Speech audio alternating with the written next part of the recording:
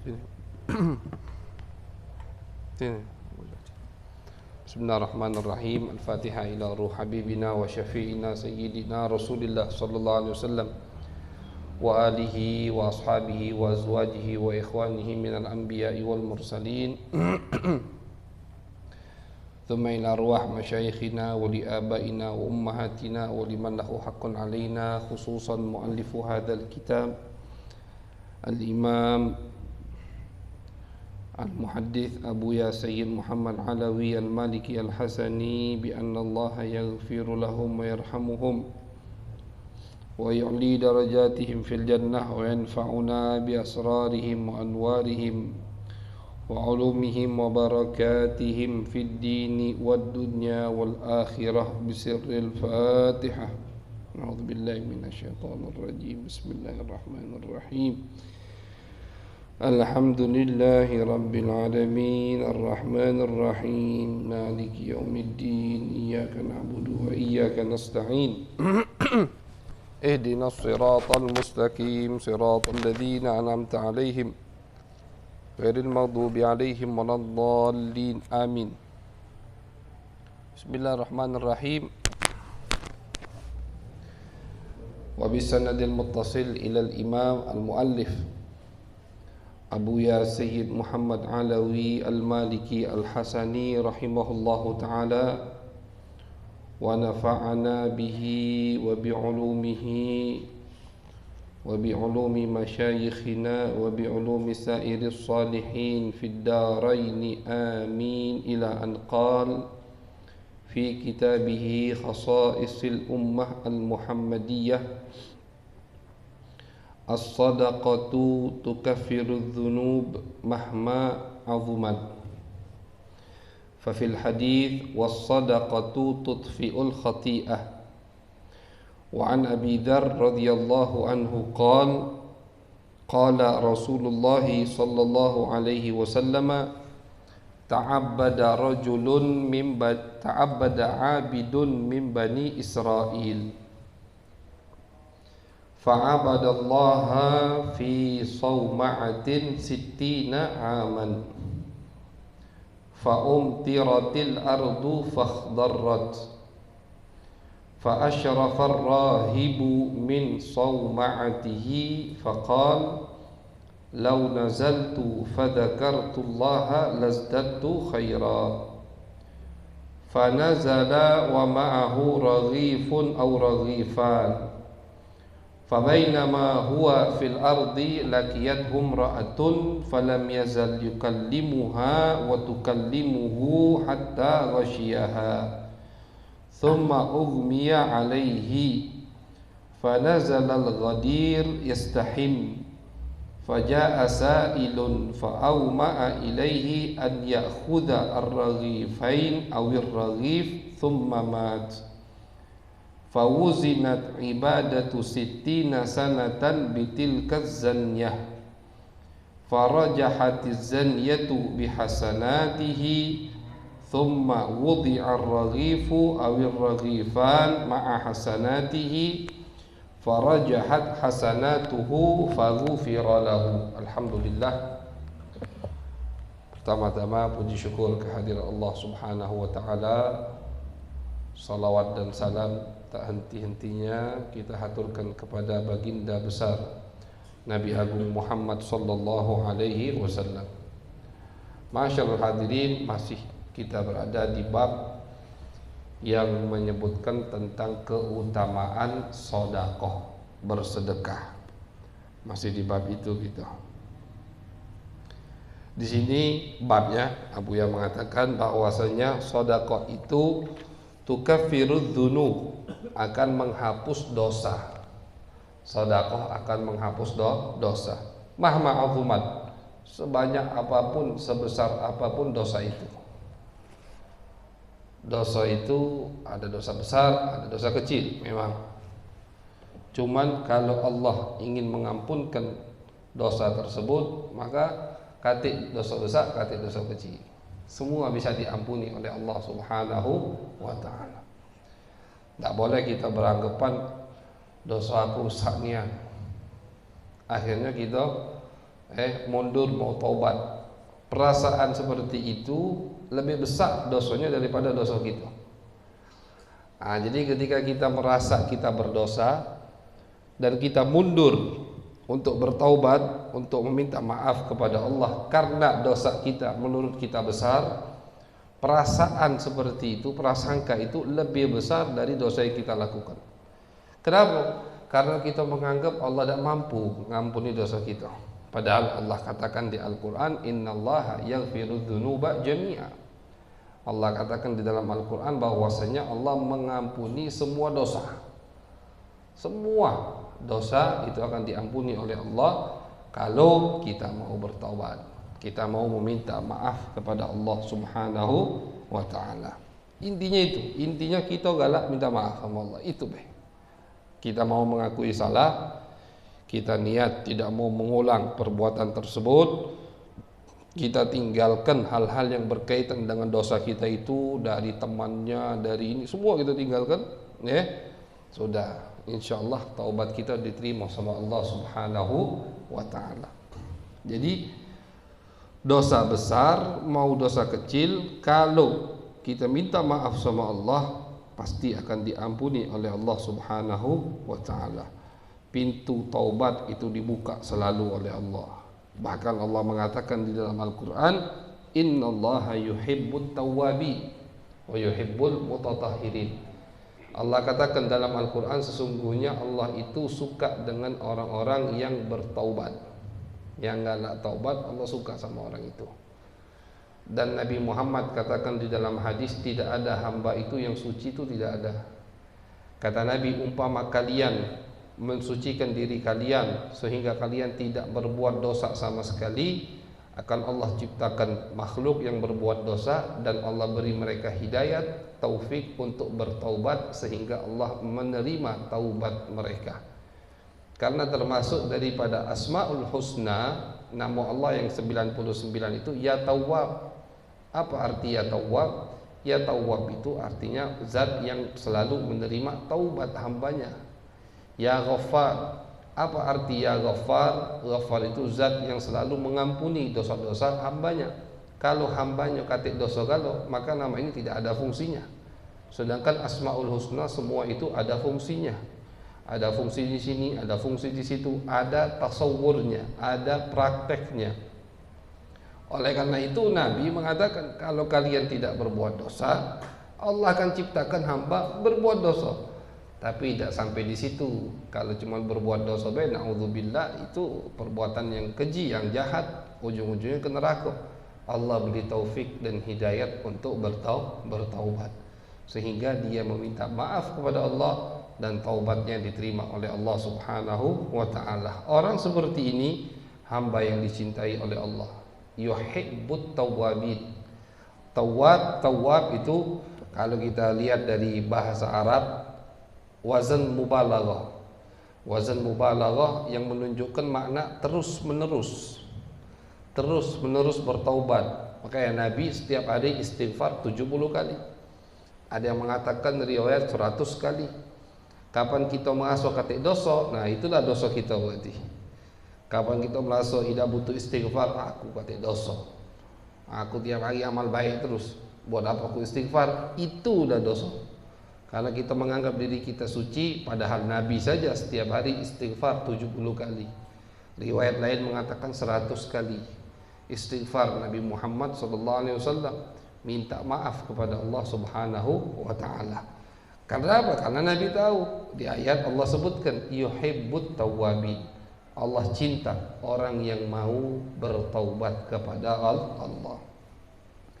Nah, jadi di dalam syariat banyak hal-hal yang disiapkan kita untuk bertaubat, cara untuk dosa kita diampuni oleh Allah. Ya, kadang sesuatu itu perlu dengan bukti, perlu dengan mujahadah. Allah tahu, misalkan niat kita tulus, cuman Allah ingin ini jujur apa tidak gitu. Tahan tidak, dicoba. Berapa banyak orang yang sebelum dia hijrah, sebelum bahasa sekarang hijrah, sebelum dia hijrah bisnisnya lancar misalkan. Pas dia hijrah bisnisnya turun. Pas dia hijrah, misalkan tadinya tiap hari dapat duit banyak, ini dapat duit tak banyak. Hati-hati, itu cobaan tuh. Jelas itu cobaan dari Allah Subhanahu wa taala, pengen dijawab sama Allah. Jujur tak dia ingin kembali? Jujur tak dia nak hijrah? Jujur tak dia nak di jalan yang benar? Dikasih cobaan, rezekinya diserahkan sama Allah. Yang tadinya pas dia belum taubat rezekinya banyak, setelah dia taubat rezekinya seret. Ingin dites oleh Allah Subhanahu wa taala. Jadi banyak cara-cara untuk kita menunjukkan bukti bahwasanya kita betul-betul ingin kembali di jalan Allah Subhanahu wa taala. Salah satunya, ini pembahasan kita berapa minggu ini. Salah satunya adalah as-shadaqah, sedekah. Sedekah itu termasuk cara ngampuni dosa.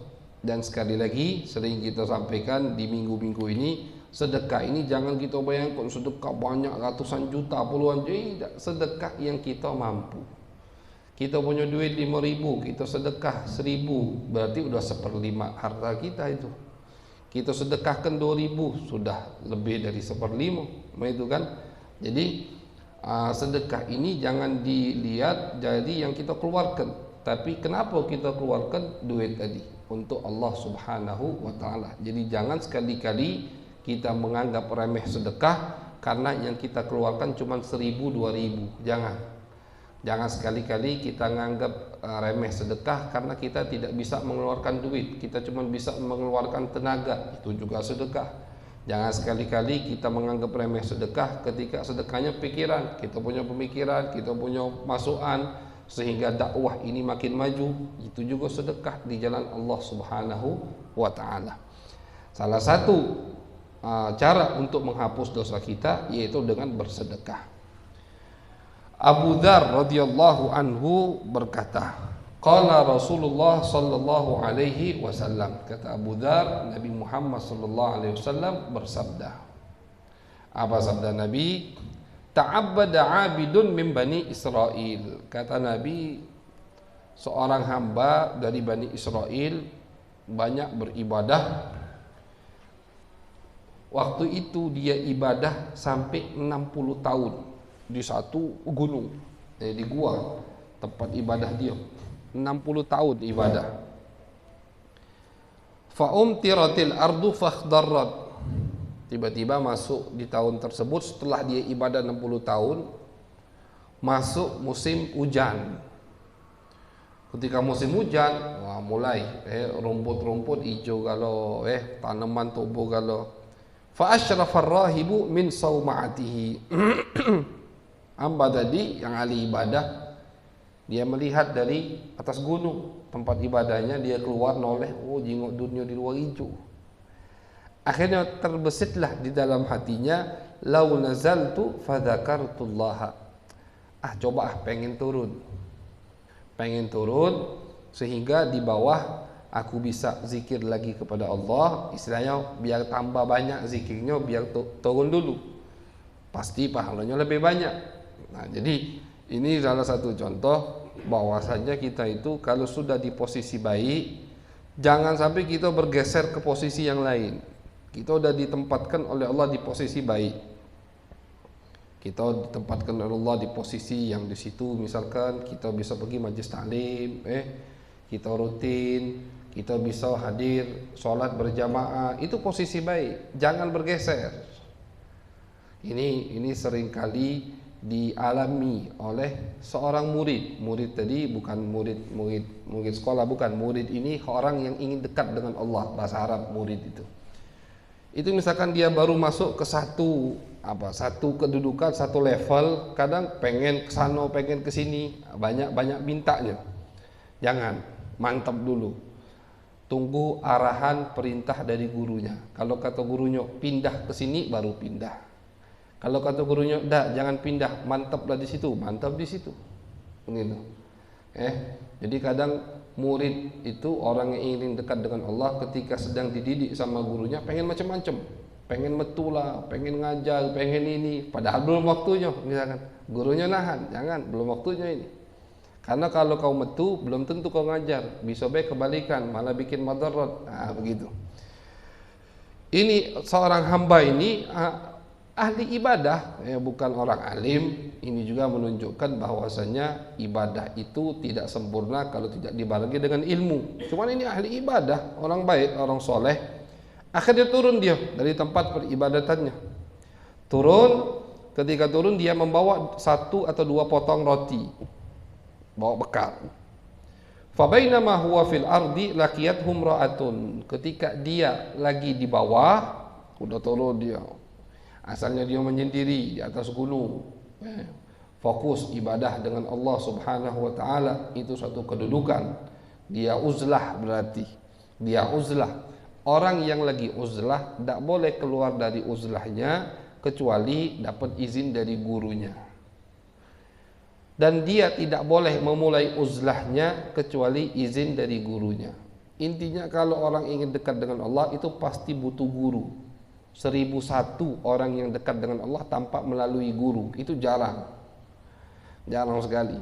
Rata-rata orang itu kalau ingin dekat dengan Allah harus melalui guru. Guru tadilah yang membimbing dia, setapak demi setapak, itu jalan pelan-pelan.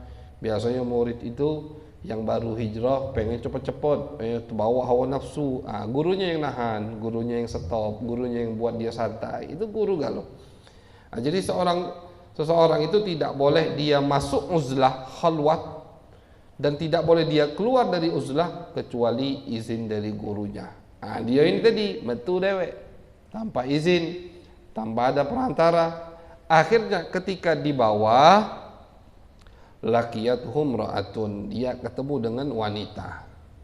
Godaan paling berat untuk laki-laki adalah wanita. Langsung ketemu dengan godaan yang paling terberat. Dan setan tahu ini orang ahli ibadah. Kalau kita tipu dia dengan harta, dia tidak bakal noleh dengan harta, dia biasa lapar. Jadi ditipu dengan yang paling berat, langsung pancingan setan yang paling montok, paling gemuk. Kalau cacing itu paling berisi istilahnya. Karena dalam hadis Nabi Muhammad mengatakan an-nisa hablun min habaili syaitan. Perempuan itu pancingan setan, tapi betina yang bisa jadi pancingan. Yang betina yang menjaga dirinya, betina yang nutup aurat, betina yang tidak ketemu dengan laki-laki selain suami mahramnya, itu tidak masuk pancingan setan. Akhirnya ini ahli ibadah ketemu dengan betina tadi. Ngocelan dia dengan betina tadi, ngocel sampailah tertarik, naudzubillah, jatuh dalam perbuatan zina. Cepat prosesnya. Ini orang ahli ibadah 60 tahun. Ini menunjukkan bahwasanya kita itu tidak boleh merasa nyaman, tidak boleh merasa yakin, tidak boleh merasa aman dengan hawa nafsu kita. Sebanyak apapun ibadah kita, setinggi apapun ilmu kita, harus kita selalu yakin, kita selalu anggap hawa nafsu ini musuh kita. Itu harus tuh. Sampai kita menyerahkan ruh kita kepada Allah, di situ baru selesai perang melawan hawa nafsu. Selagi belum kita menyerahkan ruh kita kepada Allah, akhir hayat kita, itu masih perang sama hawa nafsu terus, pasti terus tuh. Tidak mungkin selesai perang melawan hawa nafsu. Walaupun hamba-hamba yang Allah sudah bersihkan hawa nafsunya, itu masih merasa hawa nafsu musuh terbesar. Nabi Yusuf, apa kata Nabi Yusuf? Wa ma ubarri'u nafsi inna nafsa la'ammaratum bisu. Ini Nabi Yusuf ngomong ini habis nolak Zulaikha. Istilahnya sudah kalau wali bukan wali lagi, ini kan nabi memang. Habis nolak Zulaikha, perempuan cantik, kaya, punya pengaruh, menyodorkan dirinya ke Yusuf. Menyodorkan dirinya ke Yusuf, tidak ada yang melihat. Nabi Yusuf menolak, kuat imannya. Tapi habis itu Nabi Yusuf masih mengatakan wa ma ubarri'u nafsi, aku tidak mensucikan hawa nafsuku. Karena sesungguhnya nafsu ammaratum bisu, selalu mengajak kita untuk berbuat jelek, kata Nabi Yusuf. Jadi sekelas Nabi Yusuf yang sudah menolak perempuan seperti Zulaikha masih menuduh hawa nafsunya. bahwasannya hawa nafsu itu selalu mengajak kita untuk berbuat jelek. Apalagi kita kan itu. Jadi intinya akhirnya ini orang ahli ibadah ketemu dengan perempuan tadi, ngoceh lah dia. Ngoceh keasikan. Ini. Makanya Nabi Muhammad Allah dulu pertama mengatakan dalam Al-Qur'an wala taqrabuz zina. Allah itu tidak melarang langsung ke zina. Kalau Allah melarang langsung ke zina di ayat ini ya, walaupun diharamkan zina di ayat lain ada, maka orang akan berpikiran yang penting jangan berzina. Selain zina boleh. Tidak. Allah haramkan wala taqrabuz zina, jangan mendekati perbuatan zina. Dari mana awal mendekati perbuatan zina? Dari melihat. Bukan dari senggolan, jabat tangan, bukan dari gandengan, bukan dari ngobrol bareng berduaan, dari menatap, pandangan sama Allah Subhanahu wa taala suruh dijaga, karena pandangan adalah salah satu cara untuk mendekati kita ke perbuatan zina. Jadi dari pandangan sudah diharamkan oleh Allah sampai ke perbuatan zina, wala taqrabuz zina. Ini dia ngoceh dengan betina tadi, ngobrol, keasikan, tertarik, mulai akhirnya tergoda, sampailah jatuh di perbuatan zina. Ini orang ahli ibadah 60 tahun, bukan wong biasa ini, ahli ibadah 60 tahun sudah. Tsumma ughmiya alaih, akhirnya dia pingsan. Setelah pingsan dia turun, jalan lagi, dia nyesel, habis jatuh nyesel. Akhirnya lagi di jalan, di bawah masih di kota, ada orang yang minta-minta. Ada orang yang minta, diberi sama dia. Apa yang dikasihkan? Roti tadi. Roti yang dia bawa, dia tidak makan. Jadi dia juga ada yang minta roti tadi, 1 potong atau 2 potong roti, diserahkan ke siapa? Ke yang minta-minta. Habis dia sedekah tadi, meninggal. Meninggal. Kata Nabi, kemudian ditimbang. Ini perumpamaan walaupun nanti terjadinya nanti. Ditimbang sama Allah Subhanahu wa taala amal ibadahnya 60 tahun dengan perbuatan zina 1 kali. Ini ibadah 60 tahun kalah dengan perbuatan zina 1 kali. 1 kali maksiat, ibadah 60 tahun kalah. Beratan maksiat. Kemudian ditimbang 1 potong roti dengan zina, zinanya kalah. 1 potong roti yang mana? Ini keutamaan sedekah. Artinya 1 potong roti, 2 potong roti yang dia sedekahkan melebihi daripada 60 ibadahnya, 60 tahun ibadahnya. 60 tahun ibadah kalah dengan 2 potong roti. Karena 60 tahun tadi ketika ditimbang dengan perbuatan zina sekali, kalah 60 tahun. Zina yang berat. Zina habis itu ditimbang dengan 1 potong roti, 2 potong roti yang dia sedekahkan, ikhlas untuk Allah, lebih menang.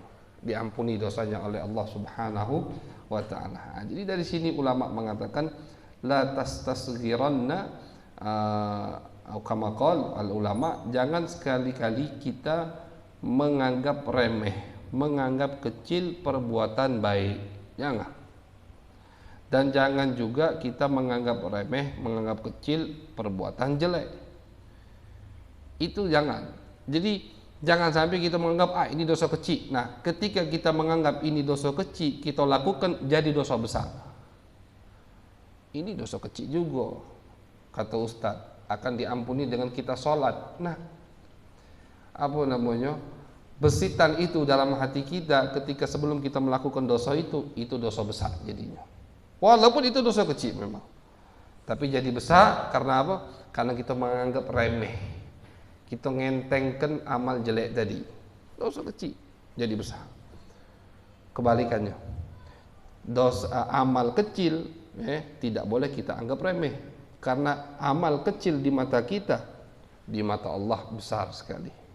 Wa tahsabunahu hayyinan wa huwa indallahi azim. Kata Allah, sering sekali kalian itu menganggap sesuatu ini remeh, baik itu amal baik atau itu amal jelek, wa huwa indallahi azim. Padahal Amal tersebut, hal tersebut di sisi Allah besar sekali. Bayangkan 60 tahun ibadah kalah dengan 1 kali perbuatan zina. 60 tahun ibadah, sekali perbuatan zina, berapa menit paling dia melakukan perbuatan zina itu kalah. Karena dia menganggap remeh perbuatan zina itu. Dia anggap enteng ngobrol dengan wanita. Dia anggap enteng jabat tangan dengan wanita. Anggap enteng. Berapa banyak sekarang biasa salaman betina. Kami itu. Ya kan? Semua. Lagi pejabat, pejabat yang tidak salaman dengan betina. Kalau salaman dengan betina, dosa dah itu, dosa. Jabat tangan dengan perempuan, dosa. Berapa banyak perempuan yang tidak pakai hijab, dosa dah, dosa. Haram, tak kata khilaf itu.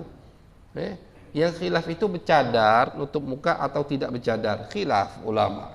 Tapi kalau buka rambut tidak ada khilaf, itu dosa. Bagaimana tuh dosanya tuh? Anggap remeh, kita jangan sampai anggap remeh. Kadang-kadang karena sering kita melihat hal tersebut, kita menganggapnya itu biasa. Hati-hati, jangan sampai dosa biasa di hati kita.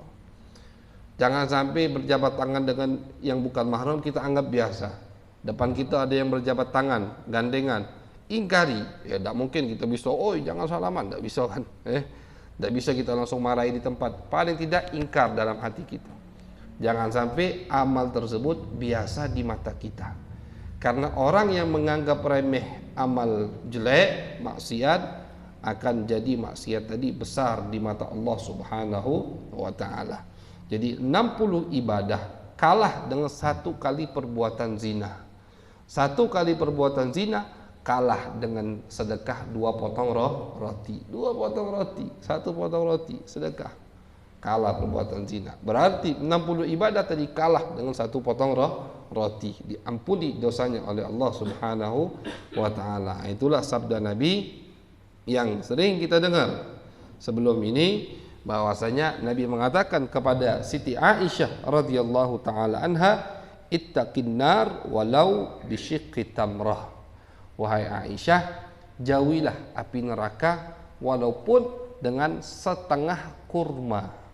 Setengah kurma. Nabi tidak banyak, bukan sebok, bukan sekilo, bukan sekotak, sedus, bukan. Nabi ngomong setengah kurma. Jauhilah api neraka walaupun dengan setengah kurma. Jadi jangan sekali-kali kita menganggap remeh sedekah. Sedekah, berapa banyak bala yang diangkat berkat sedekah. Berapa banyak dosa kita yang diampuni oleh Allah berkat kita sedekah. Tidak ada amal yang lebih cepat. Cepat apa? Lebih cepat menyampaikan kita dekat dengan Allah, dekat dengan Nabi, kecuali dengan kita sedekah. Sedekah itu artinya menyenangkan hati orang. Sedekah itu artinya kita bantu wong. Bantu wong. Sedekah, ngabulkan hajat wong, itu sedekah. Itu termasuk amal yang cepat diterima dan paling cepat mendekatkan seorang hamba kepada Allah dan kepada Nabi Muhammad sallallahu alaihi wasallam. Nabi itu paling senang ngabulkan hajat wong. Itu Nabi. Orang minta ini, dia akan sama Nabi ini, iya kalau Nabi Muhammad sallallahu alaihi wasallam. Nah, jadi bab malam hari ini itu adalah bahwasannya harus kita bersedekah dengan niat. Ini jadikan niat juga, jadikan niat untuk dosa kita diampuni oleh Allah Subhanahu wa ta'ala. Makanya banyak para guru suka menasehati muridnya, ingat cerita Ar-Raghif, 1 potong roti. Itu ingat, jangan dilupakan cerita sepotong roti. Apa cerita sepotong roti ini? 60 ibadah kalah dengan 1 kali zina, 1 kali zina kalah dengan sepotong roti. Nah, jadi intinya jangan menganggap remeh amal baik. Depan kita ada amal baik, lakukan. Nak besar, nak idak, lakukan pokoknya. Mudah-mudahan di mata Allah ini menjadi amal yang besar, ya. Itu yang diajarkan oleh guru-guru kita dan oleh Nabi besar Muhammad sallallahu alaihi wasallam. Mudah-mudahan kita bisa mengamalkannya, ya. Kita bisa bersedekah. Bersedekah kita mulai dengan yang diberikan oleh Allah Subhanahu wa ta'ala, dengan niat biar dosa kita diampuni, niat biar keluarga kita dijaga oleh Allah, niat biar rezeki kita tambah lancar, niat macam-macam lah pokoknya, semua akan diterima oleh Allah Subhanahu wa taala. Masih banyak bab sedekah yang akan dibahas oleh beliau, insyaallah kita akan bahas di pertemuan mendatang. Wallahu a'lam bissawab. Bismillahirrahmanirrahim.